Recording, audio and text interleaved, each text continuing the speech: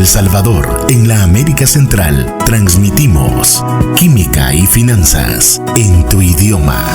Un espacio en el que descubrirás la importancia de la química en las áreas de la vida cotidiana, farmacia, salud y hogar, al igual que las finanzas. Consejos prácticos para estabilizar tu economía, aprendiendo sobre el ahorro, inversiones, presupuestos y planificación en casa o en tu negocio. Con ustedes, los licenciados Vilma Aguilar y Armando Hernández.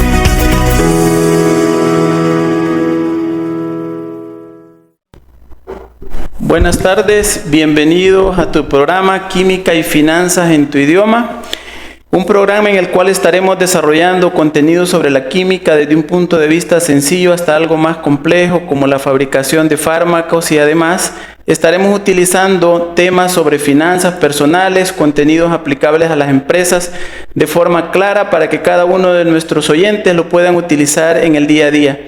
Somos Vilma y Armando y es un gusto presentar en este programa al licenciado Jorge Martínez, consultor en planificación estratégica y catedrático universitario en diferentes universidades en las áreas de maestrías. Gracias a Global Coach y PNL, en esta tarde vamos a platicar sobre diferentes contenidos de lo que tiene que ver con la planificación estratégica, con toda esta parte de dirección estratégica en el cual tenemos esta oportunidad de tener a este consultor tan importante en nuestro medio para que nos pueda contar un poco de su experiencia y el mundo de la dirección estratégica. Muy buenas tardes, Jorge. Gusto saludarle.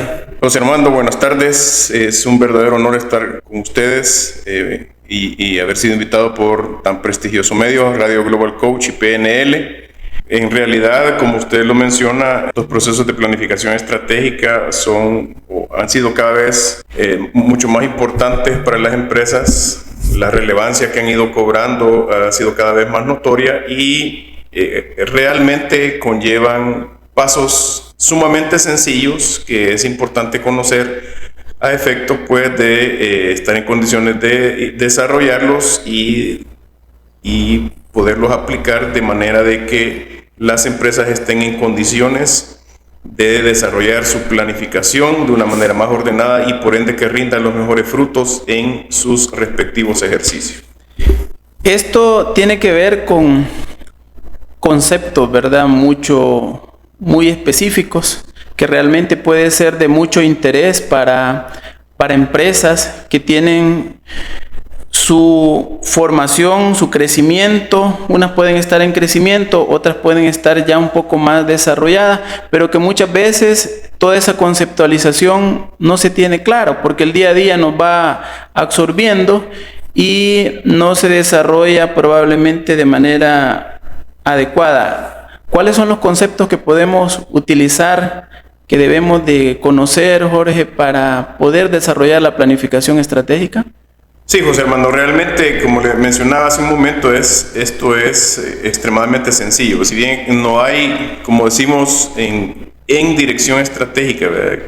No hay algo, o mejor dicho, nada escrito en piedra, los diferentes procesos conllevan hacia un mismo fin. Por ejemplo, estamos todos, creo yo, claros de que son básicamente tres las etapas que conlleva un proceso de planificación estratégica, que son formulación, implantación y evaluación. Y en este sentido, cada una de ellas, pues, conlleva asimismo la realización de diferentes actividades. Por ejemplo, cuando nosotros hablamos de formulación, en ella está implícito el desarrollo de una visión empresarial y de la misión empresarial. Cada uno de estos temas, si bien es cierto, pues no nos alcanzaría el programa para desarrollarlo, pero vamos a tratar de platicar por lo menos lo esencial de cada uno de ellos. ¿Qué conlleva, por ejemplo, el desarrollo de una visión empresarial?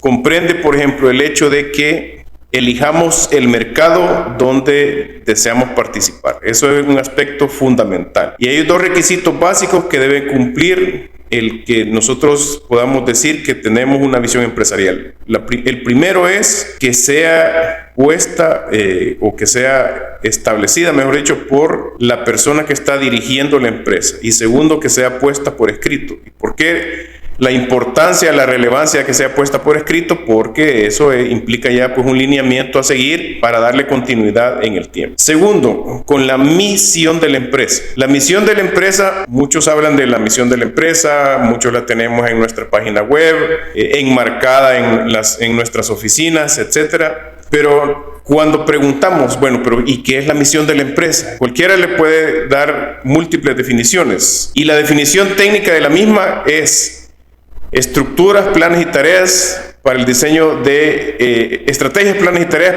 para el diseño de estructuras de dirección. Entonces cualquiera se queda en el aire cuando le dan una definición técnica de ese tipo. Pero al aterrizar nosotros vemos que cuando hablamos de misión empresarial debemos estar en condiciones de responder preguntas muy sencillas, como por ejemplo, ¿qué? ¿Quién? ¿Cómo? Y más aún, vemos que la misión de la empresa debe satisfacer 9 componentes, que si bien es cierto, no es requisito per se que una misión conlleve o en su redacción vayan los 9 componentes, pero sí es importante, por ejemplo, que hable de algunos de ellos. ¿Cuáles son esos 9 componentes? O por lo menos algunos de ellos los más importantes. Es importante que una misión de la empresa exprese el concepto. Es decir, ¿a qué se dedica la empresa? Porque si no, pues el público al que va dirigida no tiene ni idea de qué es lo que hace la empresa. Importante también que hable de las personas, del equipo del que está compuesta, de su filosofía, en qué cree la empresa. Es importante asimismo que exprese dentro de su misión aquellos mercados, mejor dicho, a los que va dirigido, aquellos segmentos de personas en los que esté enfocado. A eso se refiere la misión. Y en ese sentido también debe cumplir ciertas características. Dentro de las principales está la filosofía de la misión, es decir, cuál es la utilidad que persigue la misión como tal dentro de la estructuración de la empresa. Otra de las actividades dentro de esta primera etapa es la estructuración del FODA. Todos, creo yo, hemos hecho un FODA en algún momento, hasta incluso a nivel personal, ¿verdad? Todos sabemos la importancia de identificar nuestras fortalezas, oportunidades, debilidades, etcétera. Pero cuando lo llevamos a la práctica para el proceso de planificación estratégica, importante es saber distinguir, por ejemplo, cuál es la clave de la aplicación de la herramienta, y es muy sencilla. Todo lo que se refiere a aspectos internos están considerados como fortalezas y debilidades. Todo lo que se refiere a aspectos externos deben ir clasificados en oportunidades y amenazas.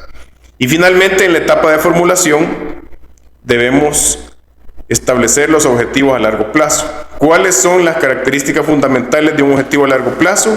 Que debe estar enmarcado en un horizonte de tiempo que va desde los 2 hasta los 5 años, porque de lo contrario no puede clasificarse como tal.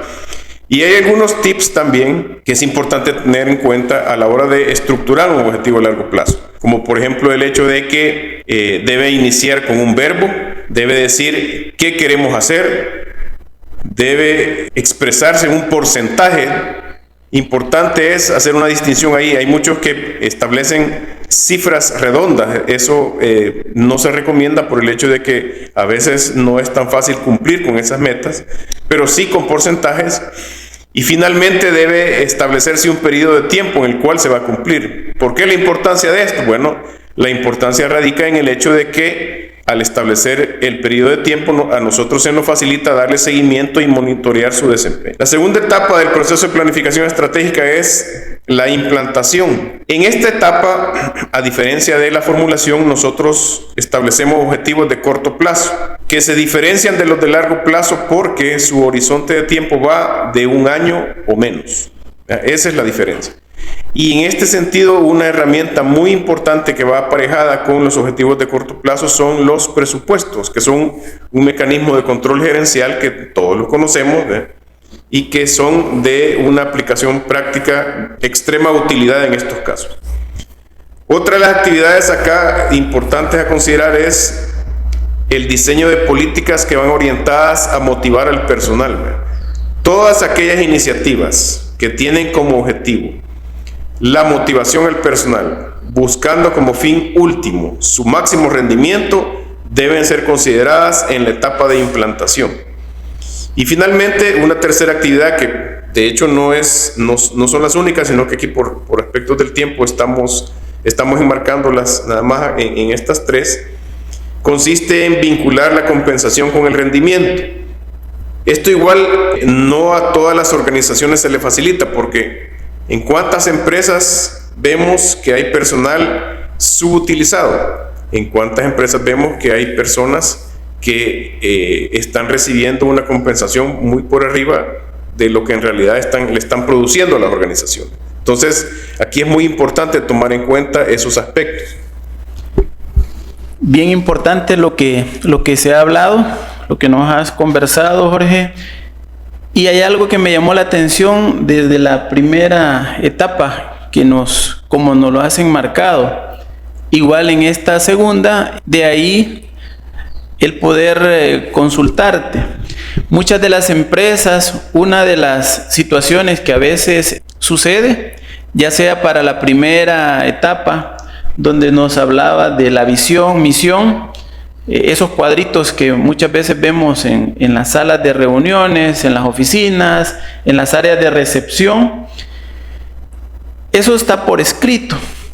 Y en algunas ni siquiera eso está plasmado, ¿verdad? A veces depende la madurez de la empresa, el tipo de organización, y de lo que más se nos da en nuestros medios son aquellas empresas de tipo familiar, en donde basado en la confianza de los socios, de los accionistas, son los que muchas veces toman la rienda de la empresa. No hemos tenido o no han tenido esta área de dirección de las empresas la formación necesaria para elaborar todos estos instrumentos. De igual forma nos hablaba de las políticas, ¿verdad? En el cual todas esto debe de quedar en documentos plasmado para poder ser y darle seguimiento en el tiempo. Muchas de estas empresas pasan por esas situaciones. Entonces, ahí es donde cuando tenemos esa entrevista preliminar, cuando vamos a hacer una consultoría a una empresa, nos damos cuenta que situaciones básicas no están efectuadas, ¿verdad?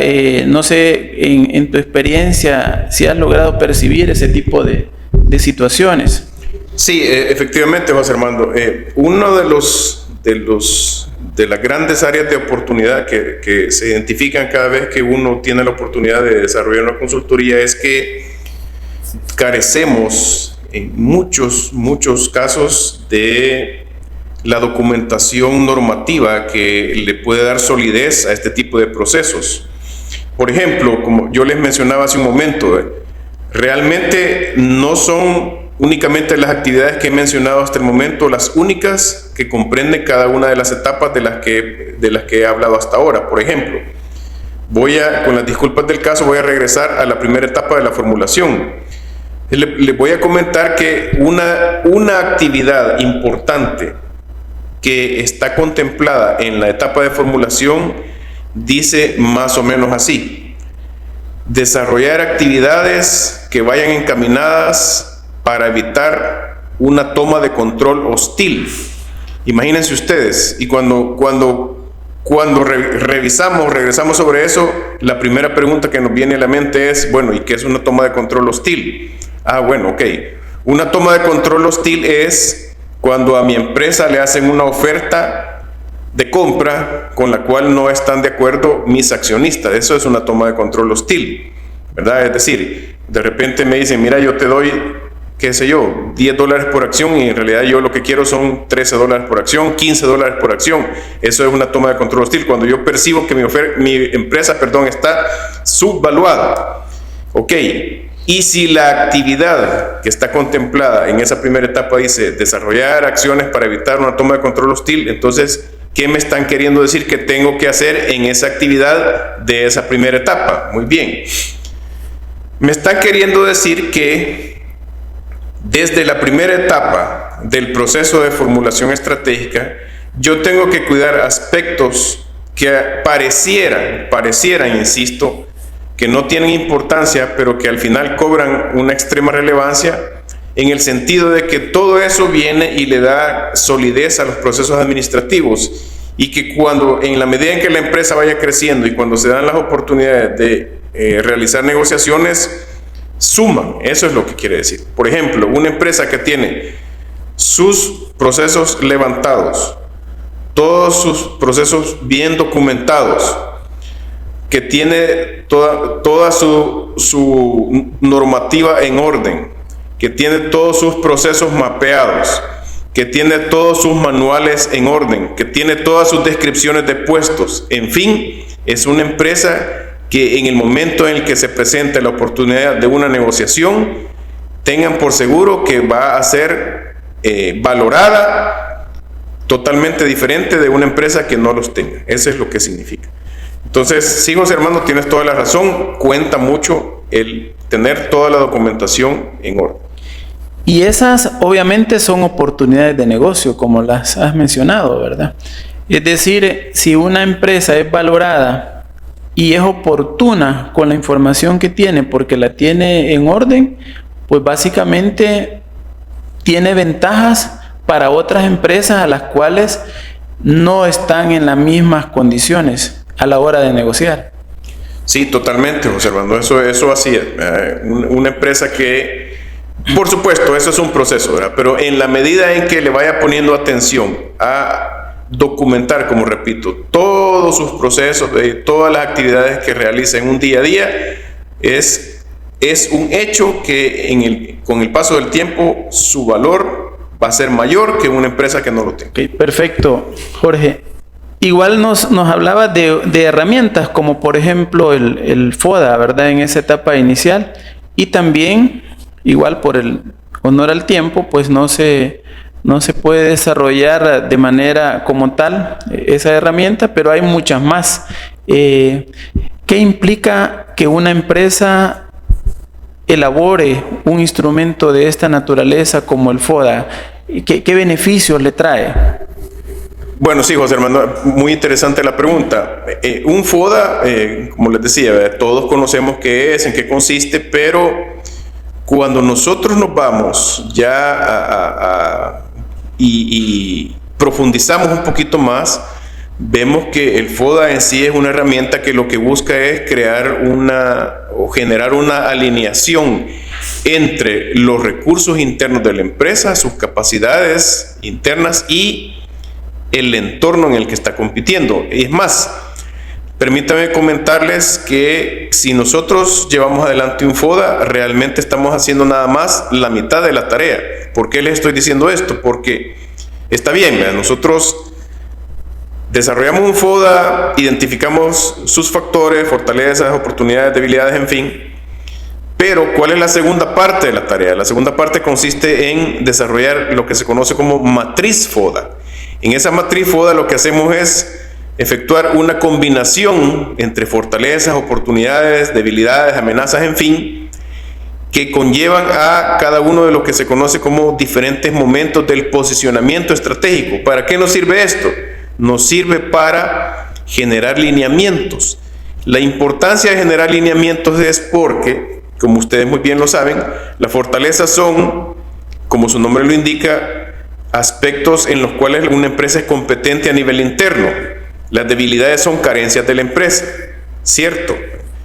Nosotros no todo el tiempo vamos a tener fortalezas, ni todo el tiempo vamos a tener oportunidades que implican la posibilidad de un crecimiento rentable en el tiempo. Entonces, a todos nos gusta, nos encanta combinar fortalezas con oportunidades, pero ¿qué pasa cuando tenemos que combinar debilidades con amenazas? Es ahí el secreto. Entonces, también tenemos que generar lineamientos para cuando el entorno no sea todo lo halagüeño que nosotros estamos esperando. Excelente, Jorge, con todo lo que nos has compartido, pero nos hablabas también de una tercera etapa. ¿Cuál es esa tercera etapa de la cual nos hiciste el preámbulo al inicio?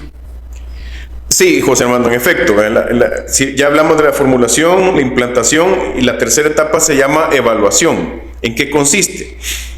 Esta etapa, igual que las anteriores, tiene varias actividades, ¿verdad? Las principales son medir el rendimiento y por ende estar en condiciones de tomar acciones correctivas. Ahora bien, hay una pregunta fundamental aquí en esta tercera etapa que dice, ¿cómo lo hicimos?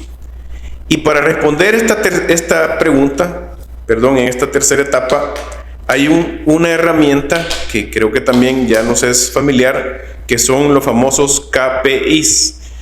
Los KPIs, si en algún momento nos preguntamos qué son los indicadores clave de desempeño, para qué sirven y en qué parte del control gerencial o de la estrategia tienen aplicación, dónde caben, dónde es que puedo meterlo, es justamente aquí.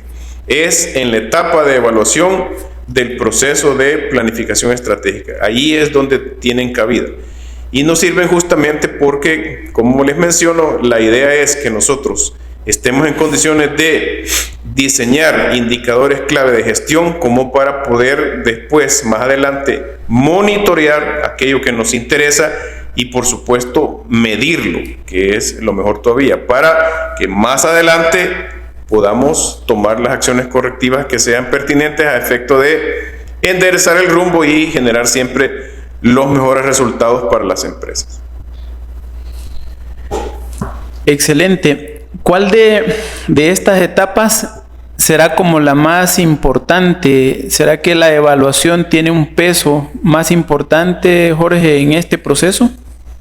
Realmente, José Armando, yo no me atrevería a señalar, digamos, alguna como más importante, sino que hablaría de las tres por igual, ¿verdad? Cada una tiene su peso respectivo, tiene su nivel de trascendencia en el proceso, porque no podemos hablar de evaluación si no hemos hablado de una correcta formulación, ¿verdad? Y no podemos hablar, por ejemplo, de un proceso de implantación si no ha habido igualmente una correcta formulación. Así es que yo pensaría que las tres son muy significativas por igual.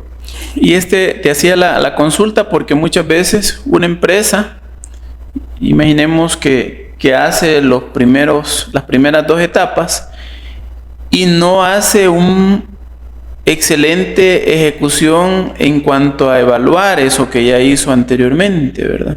Quedaría como un esfuerzo sin aprovecharse, porque a veces vemos empresas que han tenido un proceso de consultoría de una empresa, pero que termina en documentos bien empastaditos, con programas elaborados, con un levantamiento de información, pero esta básicamente es lo que permite la continuidad del proceso.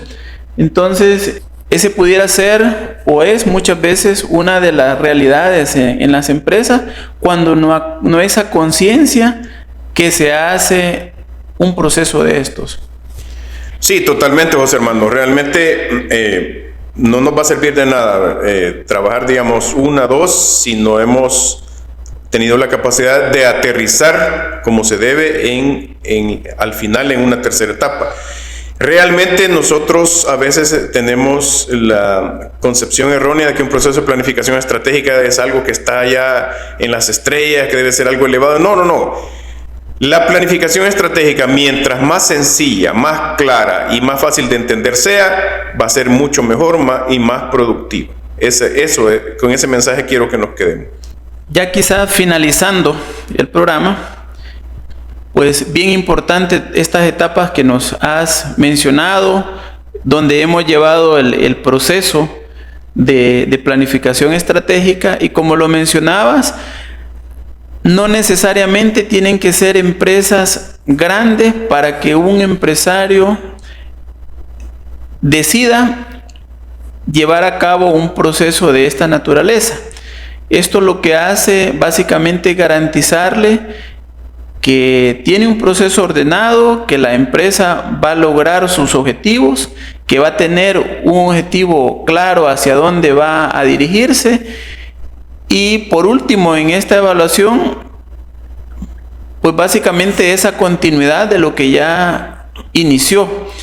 Es algo que no es estático, ¿verdad? No, en ningún momento. Importantísimo las dos cosas que tú mencionaste. No es necesario que seamos una multinacional para tener planificación estratégica. Este proceso se recomienda para empresas a todo nivel. Y por otro lado, es un proceso extremadamente dinámico que realmente hay que estar revisando año con año, especialmente, como todos sabemos, por las condiciones cambiantes del entorno, que cada vez lo son más. Quisiéramos finalizar, Jorge, si nos puedes resumir cuáles serían como las recomendaciones finales y también si nos hace el favor de decirnos dónde te pueden contactar para cualquier asesoría de esta naturaleza o consultoría. Depende cómo las empresas lo decidan y cómo se llegue a un acuerdo en determinado momento.